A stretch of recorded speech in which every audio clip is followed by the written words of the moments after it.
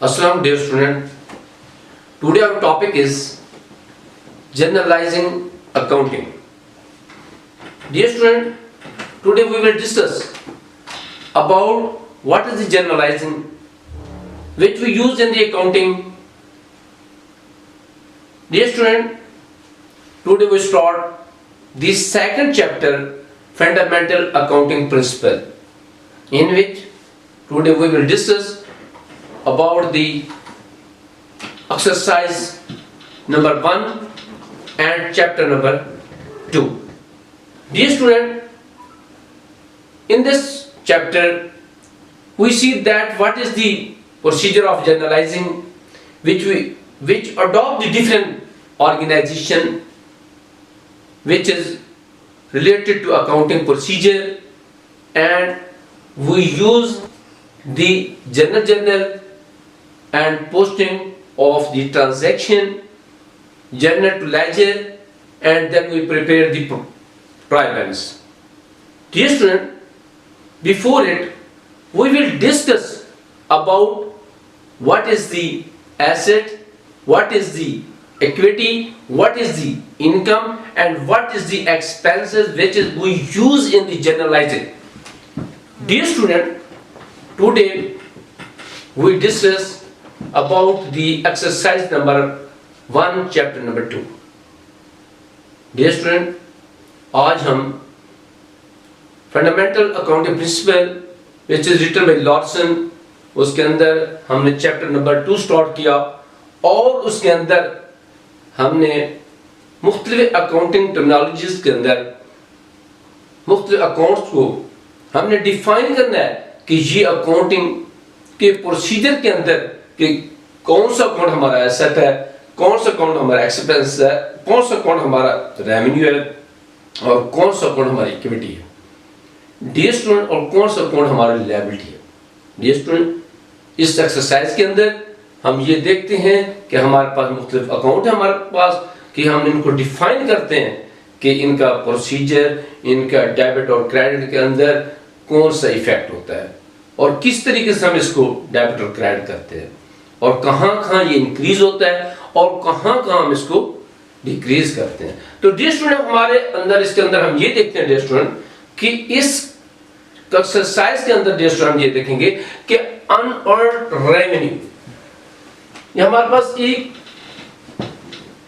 Point है जो unearned revenue है. तो इसके अंदर हम ये देखेंगे कि अनअर्न्ड रेवेन्यू जो है ये हमारी लायबिलिटीज है और liabilities in case of increase, जब उसमें इजाफा होता है तो हम लायबिलिटीज को क्रेडिट करते हैं और उसके साथ उसका जो नॉर्मल बैलेंस होता है वो भी क्रेडिट होता है. तो डियर स्टूडेंट, अर्नड इनकम जो है ये एक ऐसी इनकम है जो कि हमने अभी अर्न नहीं की. तो डियर स्टूडेंट, इसके बाद हमारे पास अकाउंट्स पेबल है. ये एक ऐसा पॉइंट है जिसके अंदर हम ये देखते हैं कि जब हम कोई चीज उधार पर परचेज करते हैं तो हमारे पास एक अकाउंट क्रिएट होता है जिसको हम अकाउंट्स पेबल कहते हैं और इसकी जो अमाउंट जो हम उधार पे परचेज करते हैं तो फिर हम क्या होता है कि इसकी जो अमाउंट होती है वो आने वाले डेट में हम ड्यू डेट के अंदर हम इसकी पेमेंट करते हैं. ड्यू डेट क्रिएट होती है, फिर उस डेट के अंदर हम इसकी पेमेंट करते हैं. तो ये हमारी लायबिलिटीज है, लायबिलिटी है और इसका जो बैलेंस होता है हमारे पास, इसका नॉर्मल बैलेंस क्रेडिट होता है. तो इसका नॉर्मल बैलेंस हमारे पास क्रेडिट होता है. इन केस ऑफ इंक्रीज, जब हमारा अकाउंट्स पेबल में इजाफा होता है तो हम उसको क्रेडिट करते हैं और इसका बैलेंस जो होता है वो क्रेडिट होता है. तो डियर स्टूडेंट, इसके साथ हम ये देखते हैं कि हमारे पास पोस्टेज एक्सपेंसेस है. Dear student, all the expenses we are make their entry debit. In case of increase, all the expenses will be debit. Dear student, तमाम के तमाम expenses, जब expense में इजाफा होगा तो हम उससे क्या काम करेंगे, उसको डेबिट करेंगे. जितने भी एसेट हमारे इजाफा होते हैं तो हम उसको डेबिट करते हैं. ये हमारे एक्सपेंस होते हैं. तो एक्सपेंस का जो बैलेंस होता है वो हमारा उसको हम डेबिट करते हैं और उसका बैलेंस भी डेबिट होता है। डियर स्टूडेंट, इसके साथ आगे हमारे पास डी है। डी हमारे पास प्रीपेड एक्सपेंस है। प्रीपेड एक्सपेंस ऐसे एक्सपेंस जो हमने पे कर दिए हैं, एडवांस पे कर दिए हैं, ऐसे एक्सपेंसेस जो हमने प्रीपेड एक्सपेंसेस जो हमने एडवांस पे किए हैं, तो हमारे पास क्या होता है कि हम बैलेंस शीट के अंदर इसको एसेट साइड पे इसकी एंट्री करते हैं और इसको एसेट कंसीडर करते हैं। तो हमारे ये ऐसे एक्सपेंस होते हैं जिसका हमारे पास बैलेंस जो होता है, हम इन केस ऑफ इंक्रीज उसको डेबिट करते हैं, प्रीपेड एक्सपेंस को डेबिट करते हैं और उसका बैलेंस भी डेबिट होता है। तो प्रीपेड एक्सपेंस ये ऐसे एक्सपेंस होते हैं जो कि हमारे मुतल्लिका एक्सपेंस से हम उसको मनफी कर देते हैं। जब हम ट्रेडिंग अकाउंट बनाते हैं तो उसके अंदर हम क्या काम करते हैं, मुतल्लिका अकाउंट में उसको जो हमारा प्रीपेड एक्सपेंस होता है तो उसमें से उसे हम मनफी कर देते हैं। तो ये इसका जो हम इसको फिर बैलेंस शीट पे एसेट साइड पे हम इसको इंटर करते हैं।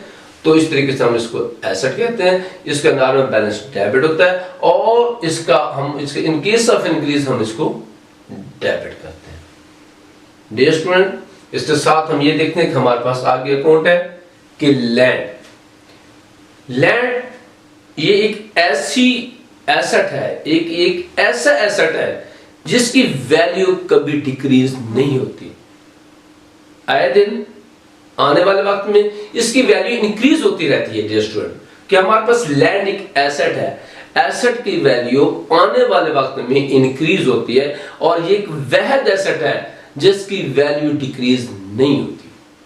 तो डियर स्टूडेंट, ये लैंड जो है हमारे ये एसेट है और एसेट को इन केस ऑफ इंक्रीज हम एसेट को डेबिट करते हैं और इसके साथ उसका एसेट को जो नॉर्मल बैलेंस होता है वो भी हमारा डेबिट बैलेंस होता है। नॉर्मल बैलेंस लैंड का वो हमारे पास डेबिट बैलेंस होता है। तो डिस्टेंस के बाद हम ये देखते हैं कि हमारे पास ओनर कैपिटल। डियर स्टूडेंट, ये कैपिटल जो होता है, फर्स्ट ऑफ ऑल जो हमारा बिजनेसमैन है, जो हमारा इन्वेस्टर है, जो हमारा ओनर है, वो फर्स्ट ऑफ ऑल बिजनेस के अंदर तमाम किस्म की इन्वेस्टमेंट जो करता है वो हमारे कैश की सूरत में हो सकती है, वो हमारे फर्नीचर की सूरत में हो सकती है, वो हमारी मशीनें की सूरत में हो सकती है, वो हमारी लैंड की सूरत में हो सकती है। Dear student, first of all वो जितना भी इन्वेस्टमेंट करता है हमारा इन्वेस्टर जो होता है, तो वो तमाम के तमाम उसका कैपिटल कहते हैं।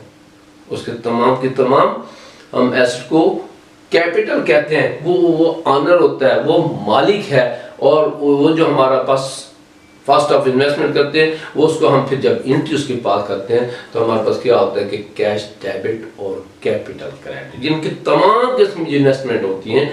हमारे पास कैश भी हो सकते हैं, मशीनरी भी हो सकता है, फर्नीचर भी हो सकता है, इक्विपमेंट भी हो सकता है, लैंड भी हो सकता है, उन सब को हम डेबिट करते हैं और क्योंकि उनका नॉर्मल बैलेंस एसेट का वो डेबिट होता है, इन केस ऑफ इंक्रीज हम उनको डेबिट करते हैं। तो फिर हम कैपिटल हमारे पास जो है वो इक्विटी है, उसके अंदर जब हम इजाफा होते हैं वो भी हमारी क्रेडिट हो जाती है और उसका नॉर्मल बैलेंस भी क्रेडिट होता है। इन केस ऑफ इंक्रीज हम उसको क्रेडिट कर देंगे और उसका नॉर्मल बैलेंस भी क्रेडिट होता है कैपिटल का। तो डियर स्टूडेंट, इसके साथ हम फिर ये देखते हैं कि हमारे पास account receivable. Dear student, when any person who sell their product on the credit, then account receivable are created.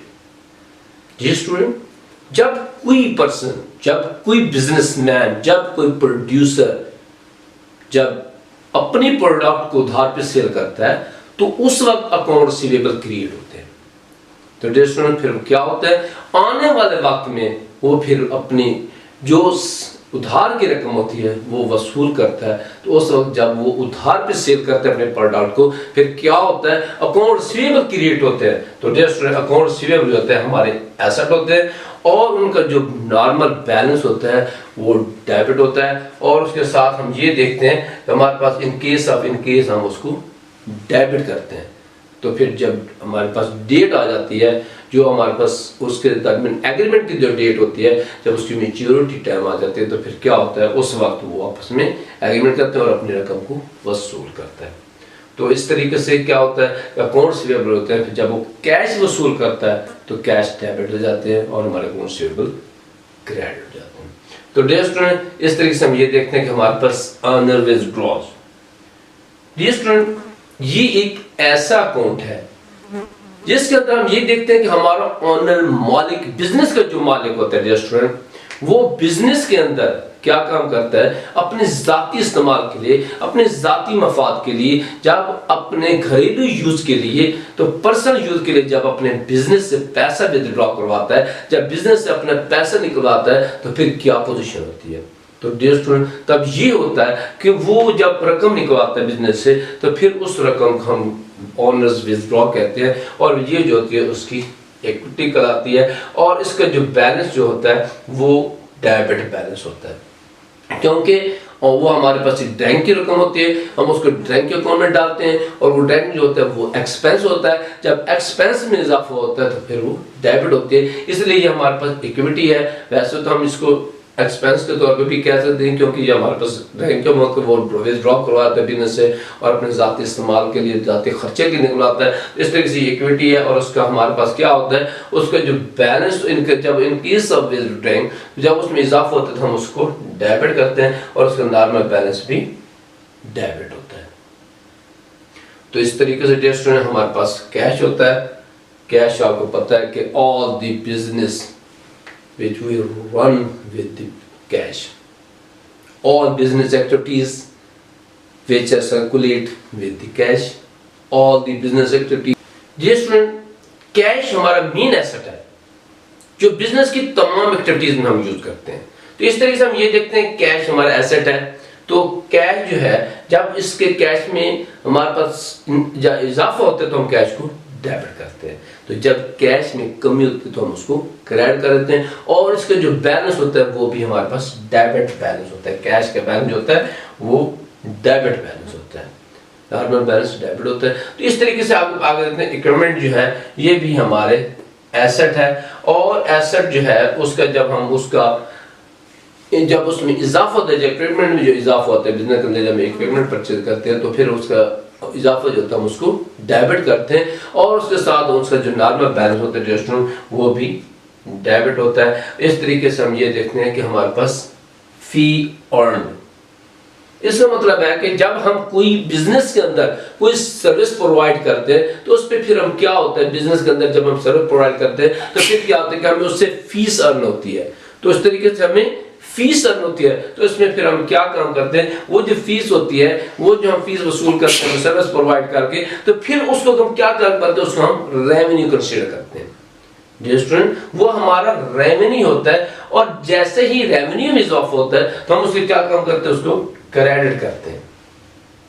तो डियर स्टूडेंट, इस तरीके से फिर हम ये देखते हैं कि उसका नॉर्मल बैलेंस जो होता है वो भी क्रेडिट होता है।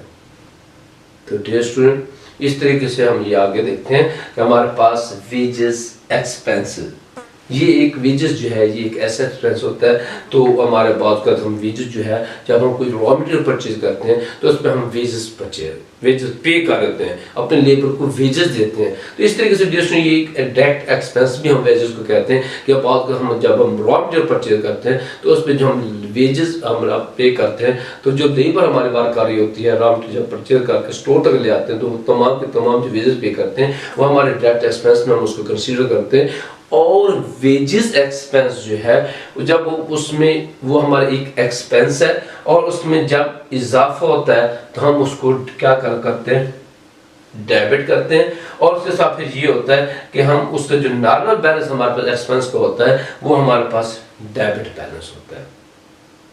तो डियर इसके अंदर हमने इस एक्सरसाइज के अंदर हमने ये देखा कि हमारे पास मुख्तलिफ अकाउंट है, और हमने ये देखे इस अकाउंट के अंदर ये हमारा एसेट अकाउंट है, ये हमारा लायबिलिटीज अकाउंट है, ये हमारा इक्विटी अकाउंट है। तो डियर इसके अंदर हमारे पास हमने ये देखा ये हमारे पास लायबिलिटी अकाउंट है। ये इस तरीके से हम ये देख रहे हैं कि कहाँ ये डेबिट होता है, किस पोजीशन में डेबिट होता है, इसका नॉर्मल बैलेंस क्या होता है, डेबिट होता है या क्रेडिट होता है। इस तरीके से डियर स्टूडेंट ये हमारे पास एक्सरसाइज थी, एक्सरसाइज नंबर 1 है और चैप्टर हमारा सेकंड है।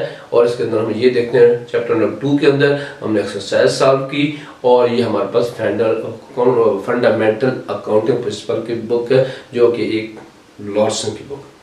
डियर स्टूडेंट जो कि रिटन बाय लॉर्सन, तो इस तरीके से हम ये देखते हैं कि हमारे पास ये मेन पॉइंट है, हमारे अकाउंटेंट के बेसिक पॉइंट ये है जिसको हम आपने कोशिश कर रहे हैं कि हम न्यू स्टूडेंट को, न्यू कमर स्टूडेंट को ये आसानी से समझाएं ताकि उसके कंसेप्ट, बेसिक कंसेप्ट जो है उसके क्लियर हो जाए। डियर स्टूडेंट हमारा चैनल ब्राइट एजुकेशन है। हमारा चैनल ब्राइट एजुकेशन का मेन ऑब्जेक्ट जो है वो बेसिक अकाउंटिंग कंसेप्ट प्रोवाइड करना है और बेसिक अकाउंटिंग कंसेप्ट के बारे में न्यू लर्नर स्टूडेंट है, ऐसे स्टूडेंट जो अकाउंटिंग में न्यू स्टूडेंट इंटर हुए उनको सर्टिफाई करना है, उनके बेसिक कंसेप्ट को क्लियर कराना है। तो डियर स्टूडेंट मैं इस बार मुझे उम्मीद है कि आपको इस टॉपिक की समझ आ गई होगी। अगर ऐसा स्टूडेंट जिसको इस टॉपिक की समझ नहीं आई या कुछ पूछना चाहता तो हमें कमेंट्स में लाजमी कमेंट्स में हमें याद किया करें, हम आपको लाजमी सर्टिफाई किया करेंगे। आप हमारे चैनल ब्राइट एजुकेशन का विजिट करें और स्टूडेंट दूसरे स्टूडेंट को वहाँ तक पहुँचाएँ, उनको भी इन्फॉर्म करें ताकि ऐसे स्टूडेंट जो अकाउंटिंग से रिलेटेड है या लर्नर स्टूडेंट है, खुसूस स्पेशल स्टूडेंट जो लर्नर है, तो वो इससे ज़्यादा से ज़्यादा बेनिफिट उठाए। तो डियर स्टूडेंट इस बात के लिए मैं आपसे इजाज़त चाहता हूँ। अल्लाह हाफिज़।